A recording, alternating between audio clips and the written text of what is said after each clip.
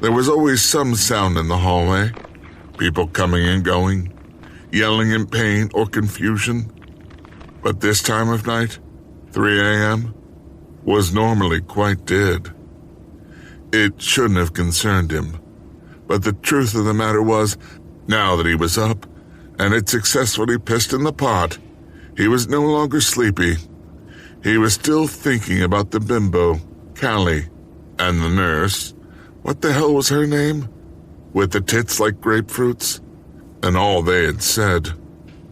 Elvis stumped his walker backwards out of the bathroom, turned it, made his way forward into the hall. The hall was semi-dark, with every other light cut, and the lights that were on were dimmed to a watery egg yolk yellow. The black and white tile floor looked like a great chessboard, waxed and buffed for the next game of life. And here he was, a semi-crippled pawn, ready to go. Off in the far wing of the home, Old Lady McGee, better known in the home as the Blue Yodeler, broke into one of her famous yodels. She claimed to have sung with a country and western band in her youth, then ceased abruptly. Elvis swung the walker forward and moved on. He hadn't been out of his room in ages, and he hadn't been out of his bed much either.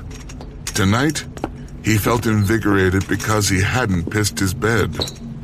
And he'd heard the sound again, the spider in the box of gravel, and following the sound gave him something to do. Elvis rounded the corner, beads of sweat popping out of his forehead like heat blisters.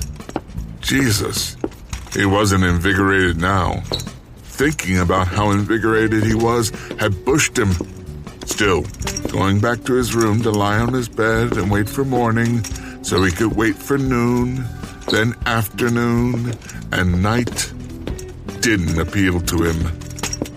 He went by Jack McLaughlin's room, the fellow who was convinced he was John F. Kennedy, and that his brain was in the White House running on batteries. The door to Jack's room was open. Elvis peeked in as he moved by, knowing full well that Jack might not want to see him. Sometimes he accepted Elvis as the real Elvis, and when he did, he got scared, saying it was Elvis who had been behind the assassination. Actually, Elvis hoped he felt that way tonight. It would at least be some acknowledgement that he was who he was, even if the acknowledgement was a fearful shriek from a nut. Of course, maybe I'm nuts too. Maybe I am Sebastian Half and fell off the stage and broke more than my hip, cracked some part of my brain that lost my old self and made me think I'm Elvis. No, he couldn't believe that. That's the way they wanted him to think. They wanted him to believe he was nuts and he wasn't Elvis. Just some old fart who had once lived out part of another man's life because he had none of his own. He wouldn't accept that. He wasn't Sebastian Half. He was Elvis Aaron Presley with a boil on his dick. Of course he believed that.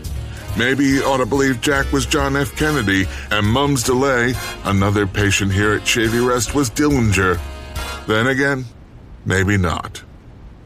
They were kind of scanty on evidence. He at least looked like Elvis gone old and sick. Jack was black. He claimed the powers that be had dyed him that color to keep him hidden. And Mums was a woman who claimed she'd had a sex change operation. Jesus, was this a rest home or a nut house?